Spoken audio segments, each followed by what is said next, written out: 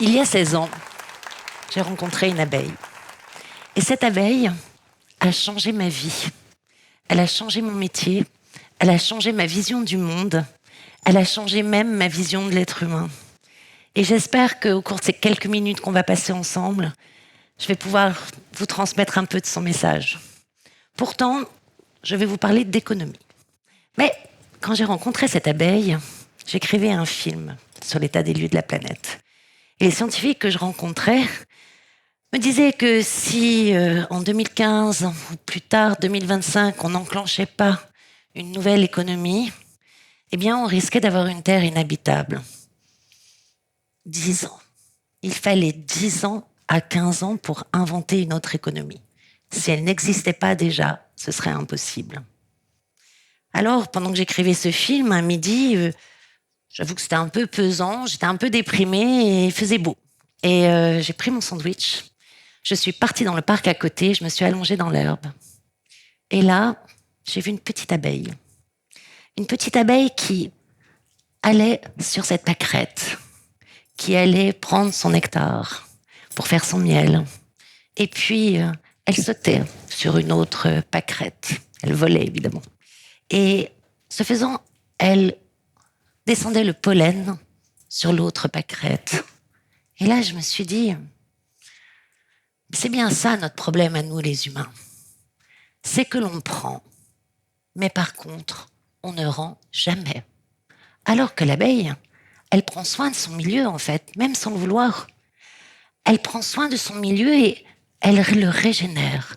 Elle sait régénérer la fertilité du milieu dont elle dépend. Non pas en dépit de sa production, mais justement parce qu'elle produit. Alors à partir de ce moment-là, je me suis dit, est-ce que nous, les humains, on est capable de ça? Est-ce que j'ai trouvé un exemple? Est-ce que j'ai trouvé 2 exemples? J'en ai trouvé des milliers. Partout, sur tous les continents, dans les milieux froids comme chauds, dans les milieux pauvres comme riches, dans les milieux urbains comme ruraux, des hommes et des femmes avaient inventé des nouvelles façons de produire, des nouvelles façons de faire économie, même de nouvelles façons de gérer leurs relations avec leurs partenaires, leurs collaborateurs, pour en fait régénérer le milieu dont ils dépendaient, qu'il soit écologique, qu'il soit social, ou même qu'il soit économique avec leurs partenaires. Ils représentaient toutes les activités. On avait de l'agriculture, de la fabrication, de machines, de biens d'équipement, d'infrastructures, et ça allait même jusqu'à la gestion des organisations et des territoires. En fait, ils formaient toutes les activités nécessaires à une économie avancée.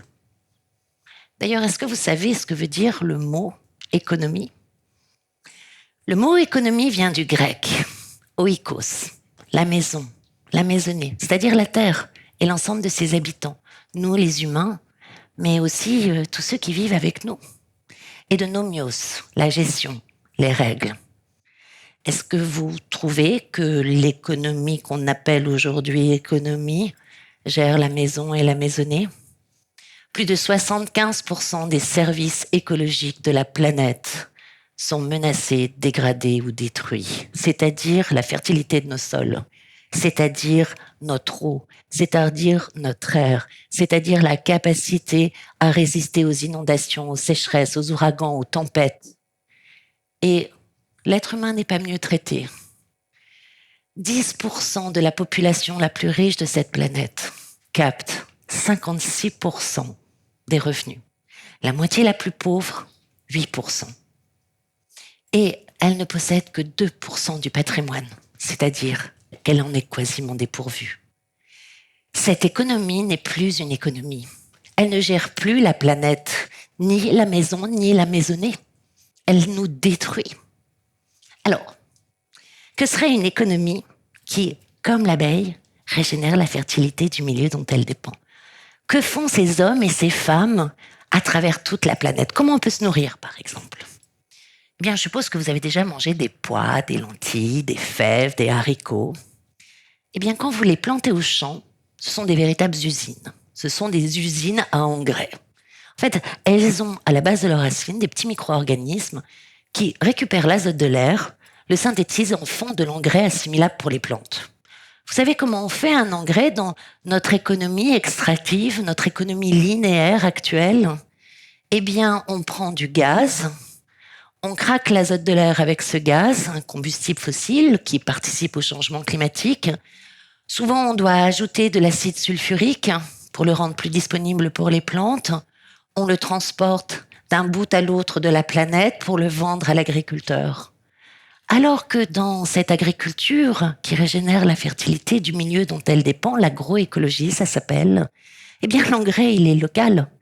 Et puis, il produit des fleurs pour mes petites abeilles, et puis il crée un écosystème dans lequel peuvent se loger, par exemple, des oiseaux, des grenouilles, vous savez, des insectivores.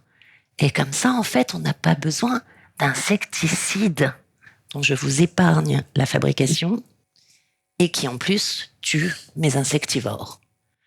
Dans cet écosystème, les sols sont épais, sont riches. Du coup, en fait, les vers de terre peuvent aller labourer le sol et le rendre poreux. Et on n'a plus besoin de charrues. Alors voilà comment on peut se nourrir. Maintenant, comment on peut gérer les eaux? Eh bien, on a inventé des stations d'épuration. Mais pensons que l'humain a aussi inventé des stations d'épuration qui peuvent être végétales. Fermez les yeux, je vous propose de regarder des iris, des sagittaires, des menthes aquatiques, des joncs, des bambous, parfois même des jets d'eau, des cascades, des fontaines, pour la dernière étape de l'épuration des eaux qui est l'oxygénation. C'est un jardin. C'est un jardin qui va peut-être vous fournir de la biomasse, vous fournir assurément du paysage, peut-être même un parc pour aller vous rencontrer et jouer avec les enfants. C'est le pouvoir des écosystèmes vivants. Et il est de nouveau local. Cette station, elle tire son énergie du soleil, elle épure localement. Alors vous allez me dire, bon, ok, mais combien ça crée d'emplois, tout ça, combien ça coûte? En fait, ça coûte moins cher que les stations classiques, en général 30 à 50%. Ça crée 3,5 fois plus d'emplois, les métiers du végétal, que les métiers moyens de l'économie classique. On va me dire aussi, bon, ok, je peux comprendre que dès que ça concerne le sol, l'agriculture, la gestion de l'eau, on peut faire économie avec le vivant. Maintenant, comment on fait avec nos machines? Et en effet, comment préserver la vie sur Terre en ayant toujours une économie de confort? Comment? Je ne sais pas si vous savez, mais aujourd'hui, la masse de nos infrastructures et de nos machines est supérieure à l'ensemble de la biomasse vivante sur Terre. C'est assez catastrophique, non? Donc, comment on gère ce problème? Je vais vous parler d'un scooter, tiens. Christian Bruer est un fabricant de scooters.